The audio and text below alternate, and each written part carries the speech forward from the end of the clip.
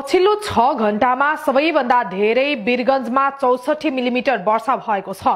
जल तथा मौसम विज्ञान विभागका अनुसार गौरमा 57 मिलिमिटर वर्षा भएको छ।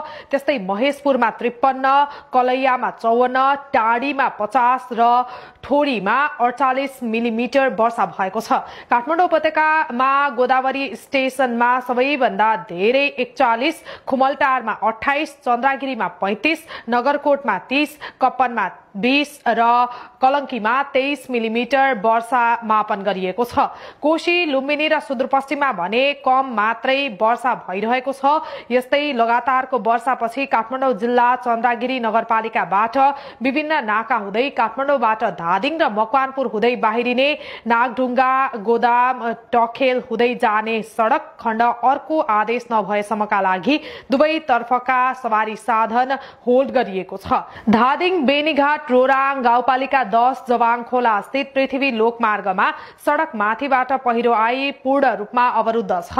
काभ्रेको बीपी र अरनीको राजमार्गमा अविरल वर्षातको कारणले धुलीखेलदेखि प्रहरी चौकी, दोलालघाट, काभ्रेबाट सिन्धुपाल्चोकको सिमानासम्म दुवै तर्फी सवारी साधन अनिश्चित समयका लागि होल्ड गरिएको छ।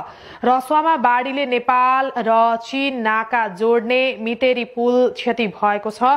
रसुवा गोसाईकुण्ड गाउँपालिका वडा नम्बर 2 स्थित रसुवागढीमा बाढी आई नेपाल र चीन नाका जोड्ने पुलमा क्षति भई सवारी साधन आवत जावत बन्द छ। रसुवा गोसाईकुण्ड गाउँपालिका वडा नम्बर 2 घट्टे खोला स्थित पासाङ ल्यामु सडक खण्डमा सडक माथिबाट ढुङ्गा सहित सुक्खा पहिरोका कारण बाटो अवरुद्ध छ। शंखसभा भोटखोला गाउँपालिका 4 स्थित वरुड खोलामा बाढी आई हिउँपाई बगाएको हुँदा खादबारीदेखि थुम्सर जाने कोशी राजमार्ग पूर्ण रूपमा अवरुद्ध भएको छ। वर्षातको अवधिभर सवारी हुन नसक्ने जनाइएको छ। शंखसभामा मकालु गाउँपालिका इक्वा स्थित कोशी राजमार्ग अन्तर्गत खादबारी किमाथाङका सडक खण्ड पनि पूर्ण रूपमा अवरुद्ध छ।